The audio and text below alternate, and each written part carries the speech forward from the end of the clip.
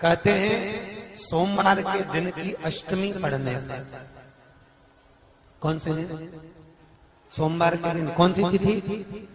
जम के बोलो, अष्टमी। सोमवार के दिन अगर अष्टमी तिथि पड़े और उस दिन अगर 5 बेलपत्र भगवान शिव को समर्पित कर दी जाए तो व्यक्ति जो सोचकर, जिस कामना से, जिस मनवांछित फल के लिए बेलपत्र चढ़ाता है, उसकी वो कामना मात्र 3 महीने में पूरी हो जाती है। मात्र 3 महीने। एक बात बहुत सुंदर है, ध्यान रखिएगा थोड़ा सा। कभी अगर मौका लगे, सोमवार की अष्टमी पड़ जाए, क्या पड़ जाए सोमवार की? जम के बोलो जरा, अष्टमी। या तो सोमवार की अष्टमी पड़ जाए, या हर महीने शिवरात्रि आती है, हर महीने आती है, या तो सोमवार की अष्टमी पड़ जाए या फिर सोमवार की शिवरात्रि पड़ जाए, हर महीने आती है। प्रयास करना कहीं से देसी गाय का दूध मिल जाए, थोड़ा सा दूध देसी गाय का मिल जाए, थोड़ा सा दूध देसी गाय का, थोड़ा सा दूध अगर प्राप्त हो जाए, बेलपत्री के पत्ते से दूध कटोरी में लेकर, मात्र बेलपत्री के पत्रे से एक एक बूंद अगर दूध, आप एक बूंद अगर ज्यादा ना मिला हो, 1 चम्मच भी अगर आपको दूध देसी गाय का मिल गया हो, और सोमवार की अष्टमी पड़ जाए या सोमवार की, जम के बोलो, शिवरात्रि पड़ जाए, उसमें केवल अगर देसी गाय का दूध मिल जाए, जर्सी गाय का नहीं हो, देसी गाय का अगर दूध मिल जाए, बेलपत्री के पत्ते से, तुम्हारे घर के अंदर अगर शिवलिंग है या मंदिर में शिवलिंग है या तुम्हारे नजदीक में कोई शिवलिंग है, उस पर बूंद बूंद, एक एक बूंद अगर शिवलिंग पर दूध समर्पित कर रहे हो, श्री शिवाय नमस्तुभ्यम, नमः शिवाय, या षडाक्षर मंत्र ओम नमः शिवाय, या 33 अक्षर का मंत्र महामृत्युंजय मंत्र, इसका स्मरण कर कर शिव जी पर देसी गाय का दूध समर्पित कर कर इस बेलपत्री को अशोक सुंदरी वाली जगह पर अगर आप समर्पित कर देते हैं, फिर आप जिस भी चीज के लिए अप्लाई करें, मेरा देवाधिदेव महादेव आपका हाथ पकड़कर खींचकर आगे बढ़ा ही दे। मेहनत करना, कर्म पूरा करना, पढ़ाई अच्छी करना, और पढ़ाई के साथ में विद्या अध्ययन करने के साथ में अच्छी मेहनत के साथ में देसी गाय का दूध भगवान शंकर को समर्पित करना, भगवान शंकर को समर्पित करना, देसी गाय का दूध धीरे धीरे धीरे धीरे समर्पित करना, भावों के साथ आप समर्पित करें। देसी गाय का दूध एक एक बूंद समर्पित करिए, धीरे धीरे समर्पित करो। और देसी गाय का दूध जब धीरे धीरे समर्पित करें, बड़े रास्ते से, आनंद से धीरे धीरे जब आप समर्पित करेंगे, बेलपत्री वही दूध में सनी हुई बेलपत्र अशोक सुंदरी वाली जगह पर, उस समय पर डंडी का भाग शिवलिंग की ओर नहीं होना चाहिए, उस समय पर डंडी का भाग जहां से पानी बहकर जाता है अशोक सुंदरी की ओर से, वहां पर होना चाहिए। कार्य में सफलता मिलती ही है। शिव तत्व को धारण करें।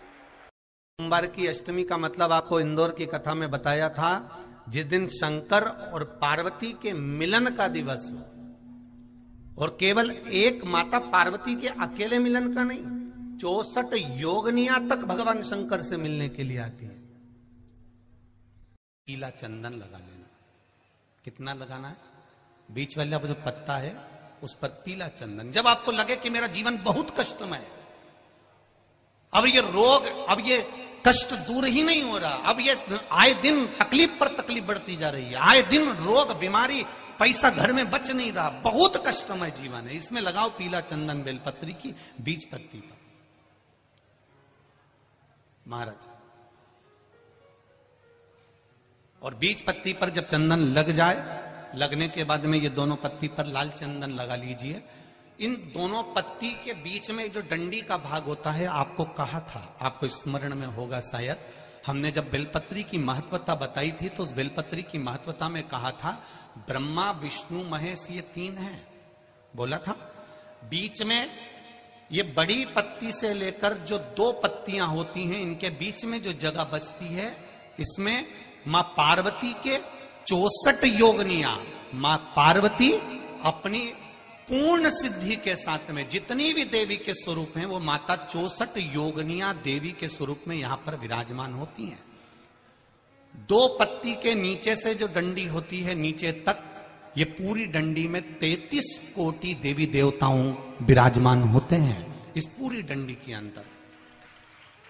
तो ये बीच वाली पत्ती है, ये जो बीच वाली पत्ती का जो भाग होता है, इस पत्ती के भाग में शहद का प्रयोग कर कर, यहां पीला चंदन, लाल चंदन, शहद का प्रयोग कर कर, इसी तरह से पकड़कर ये बेलपत्री की जो डंडी है वो अशुक सुंदरी पर जब आप समर्पित करें तो जहां से जल बहता है उस ओर पर इस पत्ती को चढ़ाकर केवल आपके हृदय की बात कहकर देवाधिदेव महादेव से कोई भी शिव जी का मंत्र, पंचाक्षर नमः शिवाय, षडाक्षर ओम नमः शिवाय, श्री शिवाय नमस्तुभ्यम, या महामृत्युंजय मंत्र, जो शिव का मंत्र हो आपके पास में, उसको बोलते हुए देवाधिदेव महादेव को धीरे धीरे जल की धार चढ़ाना प्रारंभ करो। जल की धार जब पूर्ण होने लगे, उसमें थोड़ा जल बचे, तब अशुक सुंदरी पर जो तुमने बेलपत्र चढ़ाई है वहां उस जलधार को चढ़ा। ये प्रयोग आपको केवल सोमवार की अष्टमी पड़ने पर ही करना है। कौन से दिन करेंगे? जम के बोलिए जरा। सोमवार की अष्टमी पड़ने पर यह प्रयोग करें और जल चढ़ाकर बाबा से विनती कर कर उसी बेलपत्र को वापस उठाकर कहीं जलाशय में या किसी पेड़ के नीचे विसर्जन कर दें और 1 लोटा जल वहां भी चढ़ा दें। बस निवेदन कर कर आ जाइए, मेरा बाबा 3 माह के अंदर हाथ जरूर पकड़ेगा और आपको दलदल से बाहर निकाल देगा। बात और आपसे कहेंगे, उतारिएगा।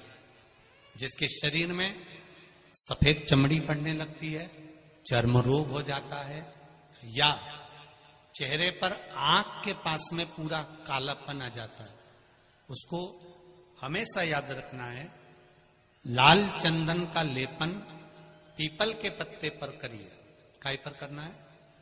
पीपल के पत्ते पर लाल चंदन का लेपन करिए।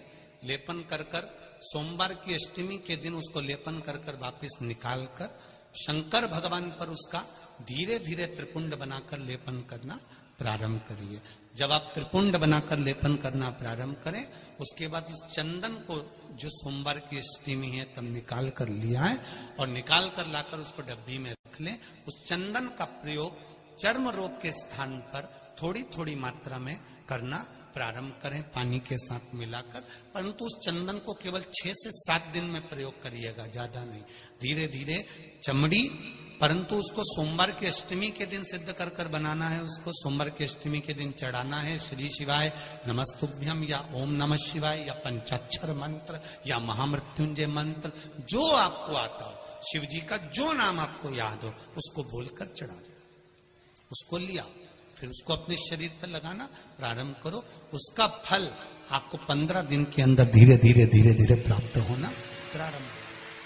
लाल चंदन का प्रयोग शिव जी के लिए अवश्य।